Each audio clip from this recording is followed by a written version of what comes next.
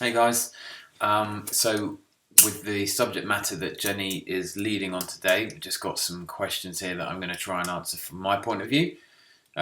First one is, how would I define racism? The kind of dictionary definition is when you have an opposition or often a hatred towards something or someone purely based on either the ethnic group or the minority section that they might be. And that's quite a long-winded dictionary term version of it. But for me, it's when you witness someone putting themselves based on perhaps the colour of their skin or their money or their position above anyone else for any reason. And in that, seeing the other person as being less or somehow less than human, less than important, less than valued.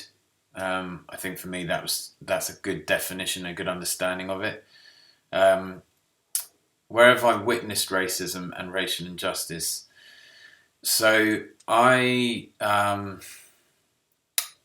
a white male. So in terms of it being impacted on me, there hasn't been.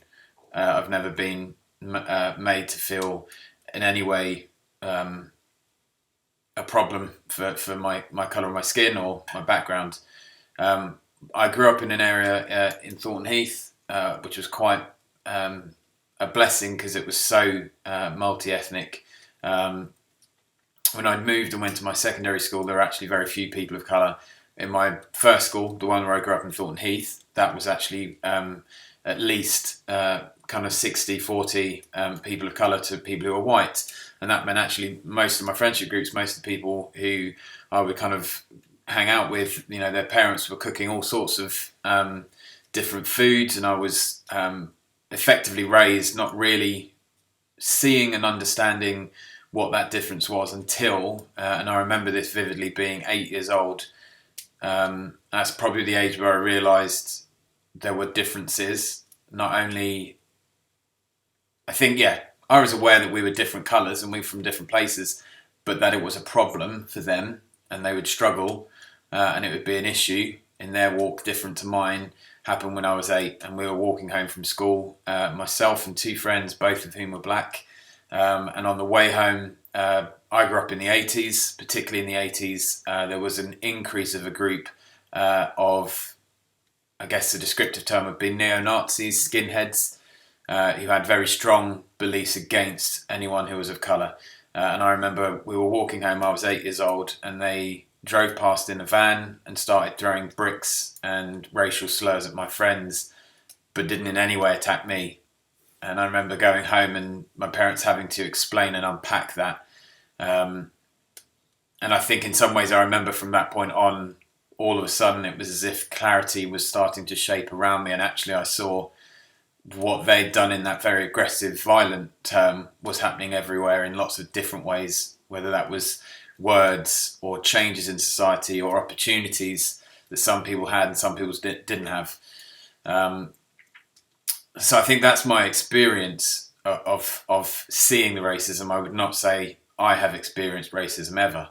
And that is the world and the society we're in. That it's particularly in Britain, it would be very rare for someone who is like me, a white male, to physically witness anything like that on themselves. It's affected me in that it would always be a struggle to see my friends spoken to in that way, and of course I did my best to stand up to it, but at the same time very difficult to know, particularly when I was younger, how could I do that with any effect, with any impact. And I was also aware growing up that there were lots of things that probably I was unaware of, things that I just thought it can't be that bad, or maybe it's not so serious, maybe it's not that big a thing. And I think growing up I now see so much of what that is now as an adult.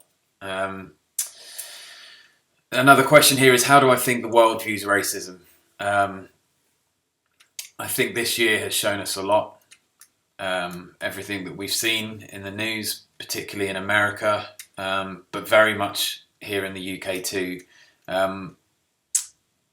I think one thing that I would say, not to cause any unnecessary fear, but just to talk honestly and transparently about this, is that I think often TV and film want us to see racists perhaps as members of kind of neo-Nazi or groups who would wear white hoods or look a specific way. And I think the truth is, particularly this year, has shown us something we always knew, which is that actually probably the worst in action of racism is by those people who don't say it out loud, who are all of those things internally, and their decisions and their choices and the leadership they might have in their work, in their homes, and sometimes sadly even in their churches, will be leading from a position of having some deep-seated racist views. And that really is played out in the election we've seen this year, the process. So I think we've got a long journey to go from the world point of view, and the world sees it perhaps as this year, perhaps as a chance for us to shift. And my prayer and my hope is that that shift, while it will take some time, doesn't slow down. It only gets better from here. How do I think God views racism is the next question, and I think that one's really obvious to me. We were not put on this earth in any way. Everything about Genesis teaches us that we're here for everyone else. We are not here for ourselves. We are not here to build platforms or structures that improve our life or put us any higher than we're meant to be. And our place is to serve and be here for others.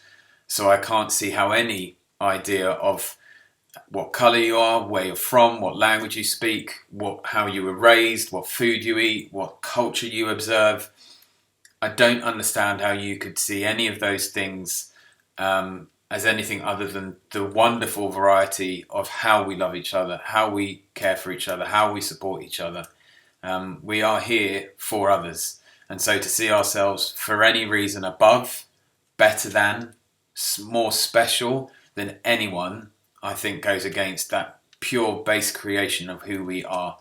And we know that God celebrates how different we are. We know he celebrates so many verses about us being who he intended us to be and not just like everyone else. And I think that only reiterates just how variety that we see in our culture, in our world, is a blessing. And it is something for us to just cherish.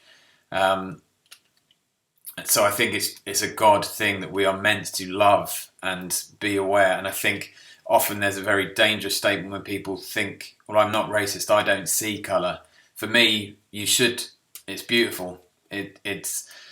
We should see the differences and celebrate them in each other, embrace them, allow our upbringing to be part of a conversation, not part of a difference. So this last question, if I could make others aware of something, what would it be and why? I would say be aware of just how much perhaps we still have to learn. So there are so many books. There's a really good book, a kind of more a version written for adults was written. It's a book called Black and British by a guy called David Olusoga, but he recently released a version which is kind of a much more easier to digest version for younger people or people like me who just want to read it a bit quicker. And even just trying to understand that our history that we've learned and absorbed, the details are true, but how some of that stuff happened, it was written by powerful white people. And so it's covered up a lot of the wonderful, rich, true history of our country and other countries, but also some of the things we should be aware of so we don't repeat and we don't do again. But these are conversations we need to keep having. These are things we should keep learning more about, and really just learn from each other, learn about our differences, learn about those things and enjoy them about each other. And I don't want to say that the pressure is on the next generation for young people like you to fix this. It isn't. You are part of all the people who should be involved in this. And I think if you are part of a minority group or a group that is being marginalised, then it is not your job to fix it either. It it would be insane to believe those who are being marginalised and oppressed to be the cause and the reason for that to stop. I probably chatted for too long, so I'm going to stop there, and I'm sure Jenny will have some wonderful things to add.